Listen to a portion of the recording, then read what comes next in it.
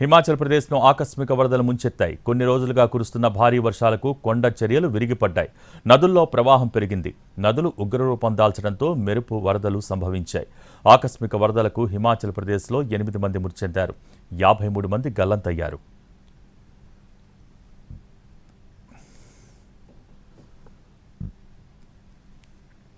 గల్లంతైన వారి కోసం విస్తృతంగా గాలిస్తున్నాయి రెస్క్యూ టీమ్స్. సహాయక చర్యల్లో ఆర్మీ బలగాలు, NDRF teams, Indo Tibetan border పోలీసులు పాల్గొంటున్నారు. డ్రోన్లతో విస్తృతంగా గాలిస్తున్నాయి బలగాలు.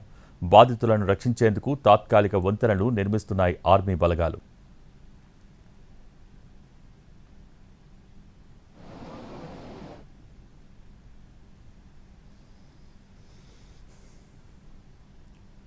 వర్షాలు వరదలకు కులులోని నిర్మండ్, సైంజ్, మలానా, మండీలోని పదర్, సిమ్లాలోని రాంపూర్ ప్రాంతాలు భారీగా దెబ్బతిన్నాయి.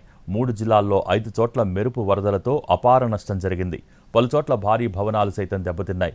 కులు మనాలి హైవే పలుచోట్ల కొట్టుకుపోయింది. 2 జల విద్యుత్ ఉత్పత్తి కేంద్రాలు ధ్వంసమయ్యాయి. బియాస్ నది ఉగ్రరూపం దాల్చడంతో మనాలి చండీగఢ్ నేషనల్ హైవే దెబ్బతింది. కొండ చర్యలు విరిగిపట్టడంతో ఘాట్ రోడ్లలో రాకపోకలు నిలిచిపోయాయి.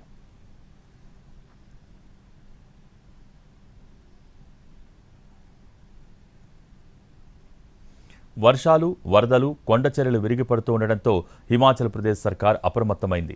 సిమ్లా, జూంగా రోడ్డును మూసివేశారు అధికారులు. మరో 3 రోజుల పాటు హిమాచల్లో భారీ వర్షాలు కురుస్తాయని భారత వాతావరణ కేంద్రం హెచ్చరించింది. దీంతో నదీ పరివాహక ప్రాంత ప్రజలను అప్రమత్తం చేస్తున్నాయి.